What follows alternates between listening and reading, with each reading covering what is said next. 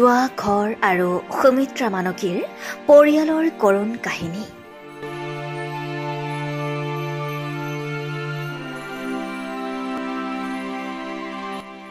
প্ৰধানমন্ত্ৰী আৱাস যোজনা আঁচনিয়ে ঢুকি পোৱা নাই গন্ধকৰী পঞ্চায়তৰ অন্তৰ্গত ২ নং গন্ধকৰী গাঁৱৰ এই দৰিদ্ৰ পৰিয়ালটো। কিমান দিনৰ পৰা এনেকৈ আছে? বহুত দিন হ'ল, এতিয়া ৬-৫ বছৰমানকৈ বেছিয়ে হ'ব। আমাৰ বুঢ়া ঢুকা সৰু সৰু আছিলে ল'ৰা ছোৱালীকেইটা। মই যেনে তেনে আৰু চৰকাৰে ঘৰ দিয়া নাই নেকি? ঘৰ দিয়া নাই। ঘৰ দিয়া নাই? নাই। চৰকাৰী আঁচনি কিবা কিবি পায় নে নাপায়? নাপাওঁ। একোৱে নাপায় নেকি? একোৱে নাপাওঁ। খোৱা পানী আছে নে নাই? খোৱা পানী নাই। নাই। নাই। এতিয়া কেনেকৈ চলি আছে আপোনালোকে? তেনেকৈ লোকৰ ঘৰৰ পৰা পানী চানী আনি পেলাই আৰু যেন তেন ল'ৰা ছোৱালীক ভাত বনাই পেলাই আৰু খোৱাওঁ আৰু।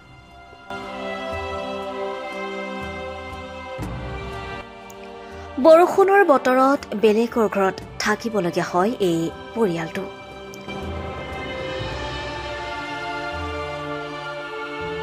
হালি যোৱা ঘৰটোক পিছফালৰ পৰা ঠেকা দি ৰাখিছে কোনোমতে।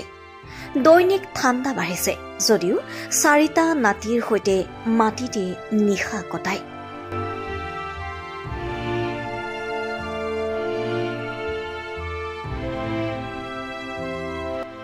বেৰ বুলিবলৈ নাই।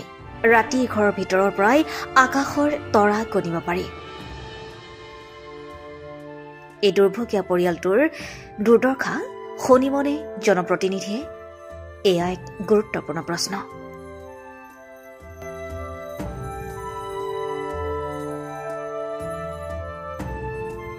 বাৰিষা দিনত আপোনালোকে কেনেকৈ থাকে? বাৰিষা দিনে লোকৰ ঘৰত ভাত পানী বনাই লওঁ আৰু কেতিয়াবা বনাওঁ, কেতিয়াবা নবনাওঁ। পাৰিলে বনাওঁ, নাপাৰিলে নবনাওঁ। তেনেকৈ আৰু ল'ৰা ছোৱালীক লৈ পেলাই লোকৰ ঘৰত গুচি যাওঁ আৰু বিচাৰি পেলাই খুৱাই দিওঁ ভাত চাত। লোকৰ ঘৰতে থাকে নি ৰাতি? ৰাতিতে লোকৰ ঘৰতে থাকোঁ।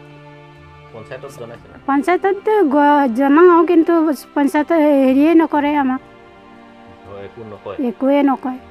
দিম খালি কৰি থাকে, কিন্তু নিদিয়ে।